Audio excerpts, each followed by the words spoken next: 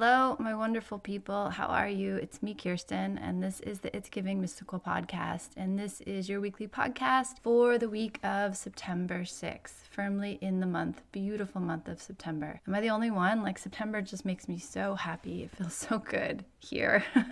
The cool morning air, the cool nights, the crickets. I love September. So we find ourselves finishing up this week of the Tower, this last week we just came out of, and the energy of root shock was real. And there's something about the Tower that always generates a little bit of insecurity or fear even. And I just want to remind you of the flip side of that, right? So there's the sudden shock of being repotted, of the root shock, of the things I thought I could hold on to, things I thought I would live in forever, right? Houses I thought I would live in forever that seem to be changing shape around me. And while there's obviously the initial shock of why are these things changing, I want you to feel past that moment, and I want you to feel really this metaphor, this analogy of the new pot, the new plant, the plant finding its home in a new pot. Once you settle, once that shock of the new texture hitting your skin, hitting your roots, if you kind of can sit with that and stay with that, what you feel beneath that, on the other side of that, is this invitation to stretch your root system further than it stretched before, to kind of take up more space than you have before. Stretching, it's this big, full-bodied stretch, this full cosmic energetic body stretch. I didn't even realize I've been holding myself so tightly. When you are on an airplane or you're in a confinement for a little while and then you stand up and it feels so good. It feels so good to take up my full space. So while the Tower can generate a lot of vulnerability and rawness, and that's very real, and you need to be compassionate and kind to yourself in the discomfort of that, in the dysregulation of that, in the confusion of that, I do invite you, and I hope that you had a glimpse of it this past week, into this idea that once the shock wears off, once the initial shock wears off, isn't it nice out here? Isn't it nice in this new pot? Isn't it nice out here in the blue skies when you've been in an airplane or, in your house too long, or, in a car too long? Deep sigh, big stretch. Where do I find myself now? At least a part of me recognizes that constriction was too tight, that I was just limited, and now I'm not. Now I have more room to grow. It feels really good, and I hope that you had some sense of that in this past week. Even if it was a raw week, even if it was a tricky week, I hope you could feel the other side of that coin, which is room to grow. Room to stretch, room to get more air, more breath, more spaciousness into your body and into your energetic field. Feels good. I hope that's coming through, or I hope you're nodding your head, being yes, Kirsten, I felt that. Because tarot is not fooling around right now.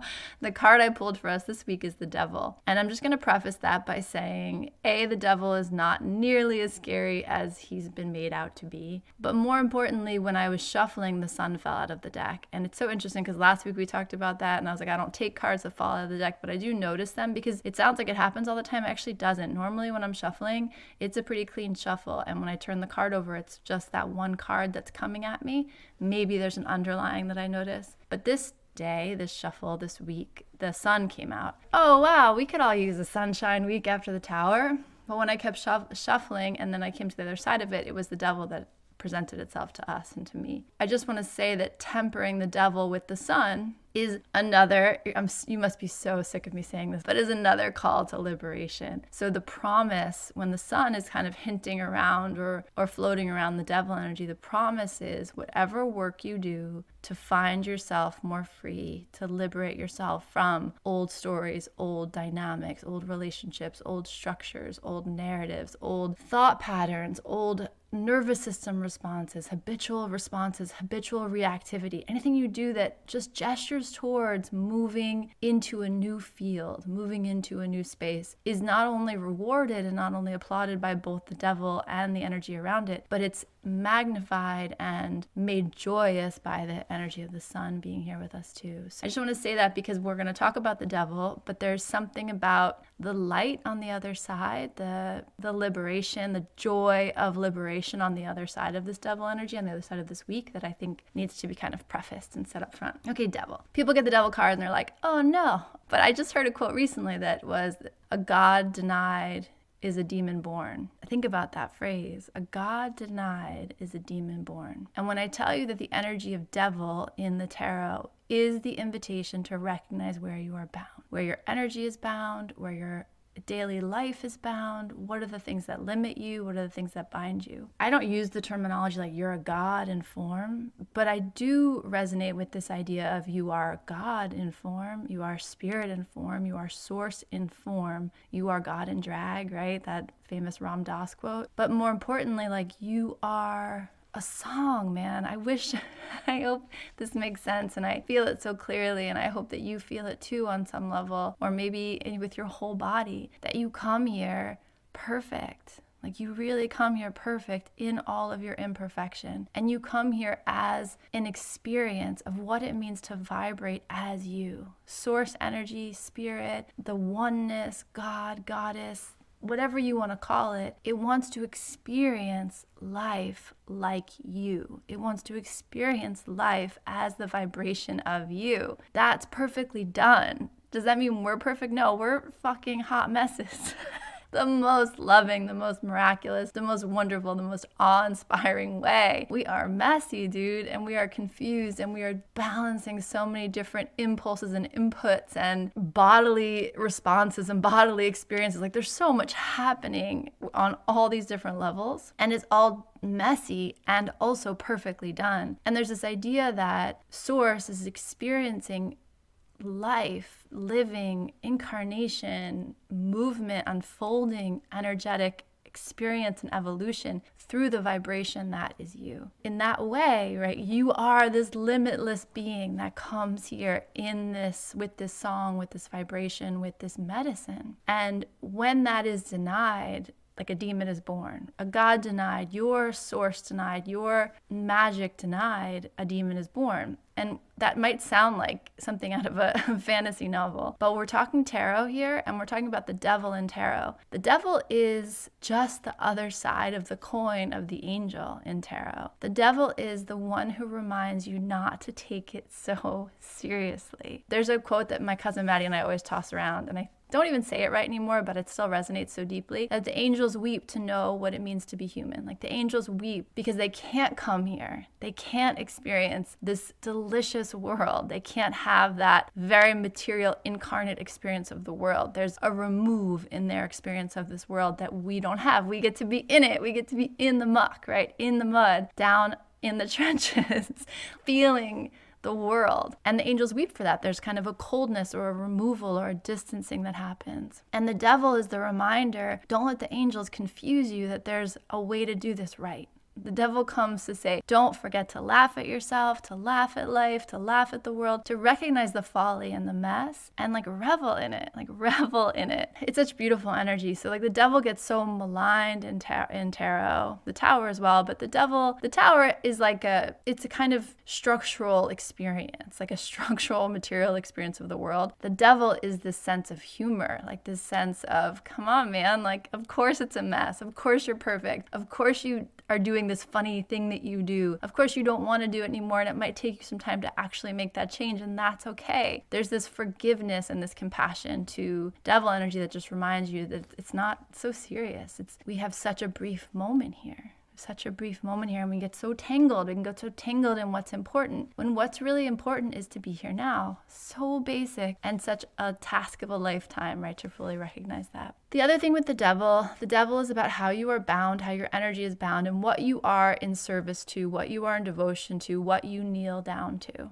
There's probably a part of us that's like, fuck you, I don't kneel down to anybody. I just talked to my girlfriend and I was like, I don't answer to anybody. It's like, yeah, Kirsten. And also the minute your phone texts from one of your kids, like you're on it, right? So there's something about this idea of like, what are you in service to? And for me, one of them is always motherhood that always comes. And it's always this recognition of, I am in service to my children. I am devoted to them. I am here kind of on my knees, working with my hands to create the environment they need to blossom, they need to bloom, they need to thrive in, they need to feel safe, they need to feel loved in. Am I doing it imperfectly? Damn straight I am. But am I doing it with my whole heart? Yes. And the difference is I have to, I get to. You guys have heard me say that before. You've probably heard a million other people say that on like TikTok or Instagram. But shifting the energy of what you are devoted to from I have to, like this is what I gotta do, I gotta dinner, I gotta make it this, I gotta do that, to I get to, like I chose this. I am God in drag. I am source experiencing itself as Kirsten in this lifetime. And I am making choices. I am a powerful, powerful being making choices. And so the idea of I get to shifts the energy completely. So next time you find yourself in that energy of, oh, I have to do this or I have to do that. It could be related to your work, your family, your relationships. I want you to pause for a moment and say,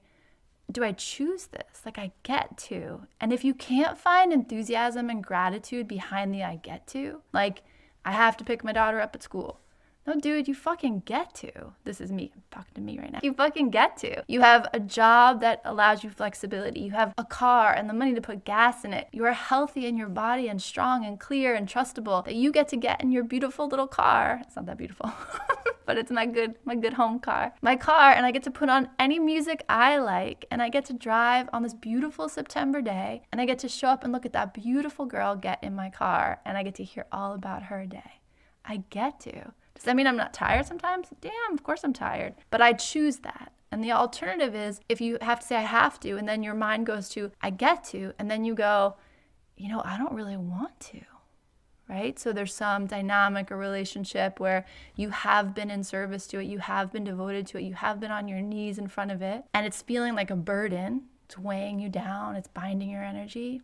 And when you take the energy of I get to and you shine that light on it, there's no joy, there's no aliveness, there's no gratitude, there's no revelation of how lucky you are that this is what you've chosen to be devoted to. That's very eye-opening. And that's where the devil comes in. The devil comes in to say, dude, we're all bound to something. We all answer to someone. But you also get to choose, you beautiful little goddess. You get to choose what you're in devotion to. So if when you turn that energy to something and you try the I get to exercise and you can't muster up the energy, like you can't get excited about it, think about that. Allow that truth to sit with you. Like allow the devil to come with you and be like, interesting, and to laugh about it. Interesting. This thing feels so important, so heavy, and it also doesn't feel right anymore. It doesn't feel alive anymore. It doesn't feel joyful anymore. There's no gratitude. There's no richness in it. And I know you guys, if you're listening to my podcast, you know me going on and on about Aslan going to school, but my older daughter going off to school. One of the reasons that transition was so root shaking for me was because there was a recognition of like, oh, I've been devoted to her for 18 years. Happily, I'm sure begrudgingly sometimes. My experience of motherhood is that it was a complete like tearing down of the person I was and a rebuilding into the kind of mother I wanted to be. And then she walks away. And I know she's not gone and our relationship is beautiful and all of that, but there's a reorientation, right? Like she goes out into the world. And me sitting here is like, oh, on my knees, devoted in service to this beautiful person. And she doesn't need me quite the way she used to. Our relationship is changing. Who I am as a mother is changing. And so, oh, isn't that interesting? What are the ways I'm still in service that are a little bit old and kind of dusty that need to be shaken off, examined? What roots need to be kind of clipped and cut, and what leaves need to be pulled off the tree to allow for new growth for her and I and for our relationship. So that's just interesting, right? And the devil is so your ally. So I guess in the darkest devil energy, like if I pulled the devil, I would say someone is binding you. Someone is like purposely binding your energy. And I would also say, I think I recorded a podcast like right when I first started podcasting, so I would cringe to go back and listen to it, but about protecting your energy. And the point of that was, yes, you can protect your energy. Like, yes, that is a valid thing to do. And also, when you feel the need to protect your energy, it's an invitation and a call back to feel into how strong, grounded, robust, in integrity, clear you are feeling in your own body. Because when we're feeling that, when we're feeling rooted and grounded and safe and strong and creative and excited and turned on by our life, and our voices are clear and our hearts are clear and there's truth around us, it's very hard for someone to bind our energy. Like it's hard for someone to get in into the field, right? Because that auric field is so powerful. It's such a powerful environmental energy. It's like a shifting atmosphere. It's very hard to penetrate that. It's hard to steal from that. So I say all that because in the darkest devil energy sounds so, I don't know, like it's creepy. In the darkest devil energy, I would say someone is trying to bind you. And even if that's true, I want to remind you that you get to choose. Like even that is a choice, right? Even that is a choice. And yeah, even that is a choice. We can talk about people over the history of time who have been physically imprisoned, right? Physically limited, physically locked away, and the choices they can make in their own bodies and minds and fields to stay free. So that's like a very extreme example of devil. I'm just saying that to you because that's not what this week is about. This week has an element of sunshine to it. I've been saying this all year, and I'm so sorry if I sound like a broken record, but the 8 energy is trying to help you fall more fully into alignment. And into alignment means free. And into alignment means empowered. And into alignment means liberated. And so the Tower put you in a new pot. The devil is the part of your roots that don't want to stretch into the new soil, right? The devil is the part of you that's like, I won't survive in this new place. Okay. Maybe that's a fair thought. Maybe that's a fair curiosity, a fair wonder. But I ask you to feel into the other side of the coin. Like, what if I'm exactly where I'm meant to be? What does that mean? Where is my service? Where is my alignment? Where is my devotion? What is calling my energy back to me? Devil energy can be intimidating when you first see it, but I really offer it to you with a light hand, with a lot of humor this week. And just in awareness, like scanning your environment, scanning your daily experience with what am I in service to? Like my routines, my habits, my rituals, do they feel alive? Do they feel good? Like, am I doing the lemon water in the morning because I'm supposed to? Or am I doing the lemon water in the morning because it feels good, it tastes delicious, right? Because I feel like I want to take that sacred moment to, like, I don't know, brighten up my field and my mouth and my body. And so it's not what we're doing, but it's how we're doing it. And there's the devil energy feels like it's offering us this lens with which to look at our life to say, oh, right, that's a habit. That's a dynamic that I've gotten used to, but maybe it's not alive anymore. Maybe it doesn't serve me. Maybe it needs to be reinvigorated, re-looked at. Maybe I need to be unchained from it for a while and take a break and look back and say, wow, is that something I want to go back to? Is that something I want to be devoted to? So the devil is your friend. A God denied is a demon born. Like, recognize that fact. It's all like coins, right, with different faces, different sides, and none of them are right, none of them are wrong, and it's all messy and crazy and kooky to be human. And we can stay with ourselves with a lot of grace and compassion and curiosity, and we can liberate more of our light and our energy to feel more satisfied in our lives. That's what we're going for. Alignment, empowerment, liberation, freedom, expression, art, service, love.